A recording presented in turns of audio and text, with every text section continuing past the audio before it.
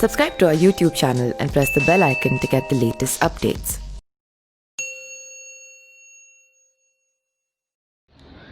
नमस्कार, मैं पिंटू सिंह यादव आप सभी का स्वागत करते हैं न्यूज़ लाइव में। बिहार में विधानसभा चुनाव की तारीखें आ चुकी है 28 अक्टूबर।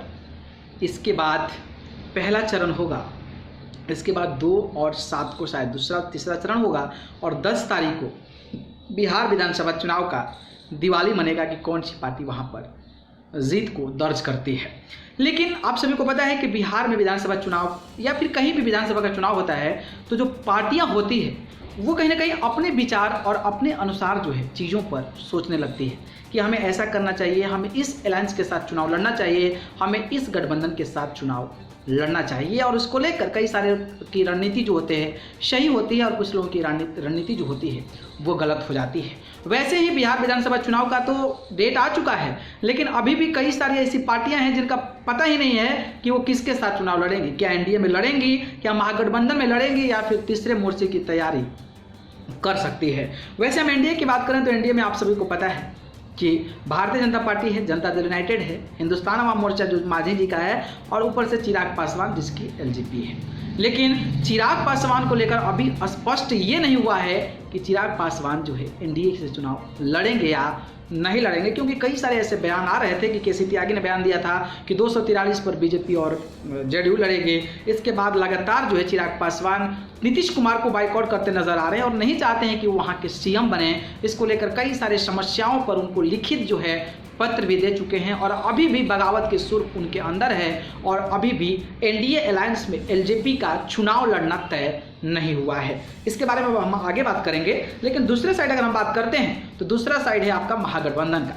महागठबंधन में जीतनराम मांझी थे, सीट बंटवारे को लेकर प्रॉब्लम थी, कोऑर्डिनेशन कमेटी की बात कर रहे थे, लेकिन तेजस्वी यादव ने नहीं बनाई और उनको छोड़कर जाकर नीतीश कुमार की पार्टी में शामिल हो गए। वैसा मामला अब महागठबंधन में और भी सामने आने लगा है। जी हाँ, आरएलएसपी जो सुप्रीमो यानी कि उपेंद्र कुशवाहा है वो कहीं ना कहीं बगावत के सुर अपनाने लगे हैं और ये सोच रहे हैं कि बगावत कर कर आखिरकार जाया कहाँ जाए, क्योंकि लोकसभा चुनाव के दौरान आरएलएसपी जो है वो महागठबंधन में शामिल हो गए थे और वहाँ पर जो तेजस्वी यादव हैं उनको नेता मानकर चुनाव लड़ा गया था, सब कुछ ठीक था। लेकिन इस विधानसभा चुनाव में आरएलएसपी के जो सुप्रीमो उपेंद्र कुशवाहा हैं वो कहीं ना कहीं नीतीश और क्या बोलते हैं उनको तेजस्वी यादव को चेहरा मानने को तैयार तक नहीं है।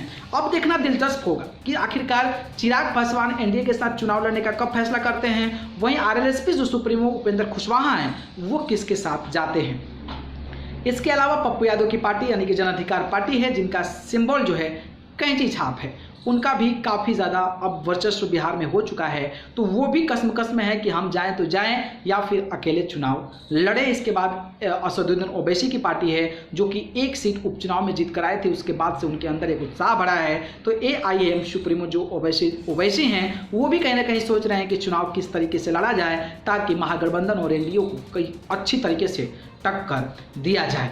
लेकिन आप सभी को पता है, मैं समीकरण के अनुसार बात करूंगा कि जो उपेंद्र कुशवाहा हैं जो आरएसपी के प्रमुख हैं वो नहीं चाहते हैं कि तेजस्वी यादव सीएम बने।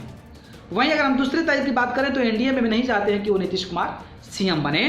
तो अगर वो आरजेडी यानी कि महागठबंधन से हटते हैं तो एनडीए में जाने की संभावनाएं बहुत कम है, क्योंकि वो नीतीश कुमार को सीएम बनना देखना नहीं चाहते हैं। वहीं अगर हम बात करें एलजेपी प्रमुख की तो एलजेपी प्रमुख पहले से ही नीतीश कुमार को एक्सेप्ट नहीं कर रहे हैं, नीतीश कुमार को स्वीकार नहीं कर रहे हैं कि वो कहीं ना कहीं सीएम बने, और जिसको लेकर अब जो है ये कयास लगाए जा रहे हैं कि अब देखना दिलचस्प होगा कि एलजेपी क्या करती है। वहीं हम पप्पू यादव की बात करें तो पप्पू यादव महागठबंधन में शामिल होने की बात कर रहे हैं, लेकिन वो नहीं चाहते हैं कि तेजस्वी यादव सीएम बने और ऊपर से एनडीए में शामिल होने की संभावनाएं कम है। और वैसे भी पप्पू यादव नहीं चाहते हैं कि नीतीश कुमार जो हैं वो सीएम बने।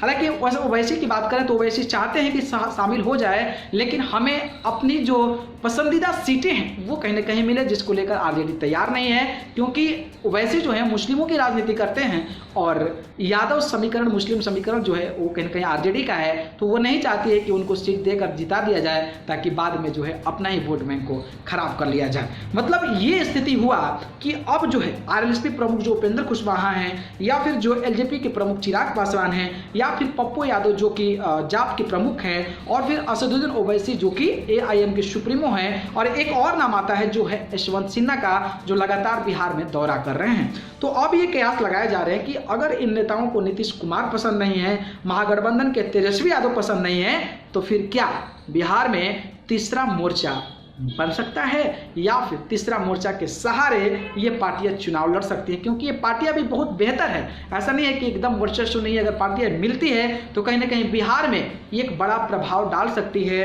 तो अब कयास लगाए जा रहे हैं कि आरएलएसपी जो प्रमुख चिराग पासवान है, यानी कि जो एलजेपी के प्रमुख चिराग पासवान है, आरएलएसपी के उपेंद्र कुशवाहा हैं, जन अधिकार पार्टी के पप्पू यादव हैं, ओवैसी एआईएम के हैं, और यशवंत सिन्हा मिलकर तीसरे मोर्चे का कहीं ना कहीं तीसरे मोर्चे के तौर पर चुनाव लड़ सकते हैं, और हो सकता है कि महागठबंधन को मात दे सकते हैं। आपकी क्या विचार है? क्या ये महागठबंधन अगर ये शामिल हो जाता है तीसरे दल और ये अगर चुनाव लड़ते हैं, तो क्या ये महागठबंधन और एनडीए को कड़ी टक्कर दे सकते हैं? अगर आपको भी कुछ आश है तो हमें कमेंट बॉक्स में ज़रूर बताइए, और हमें इंतज़ार रहेगा कि आपकी इन पार्टियों को लेकर क्या विचार है।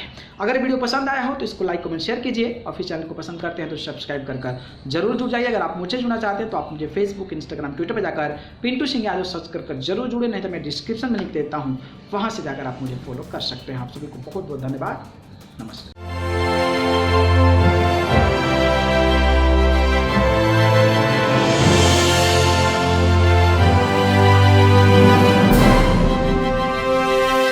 Subscribe to our YouTube channel and press the bell icon to get the latest updates.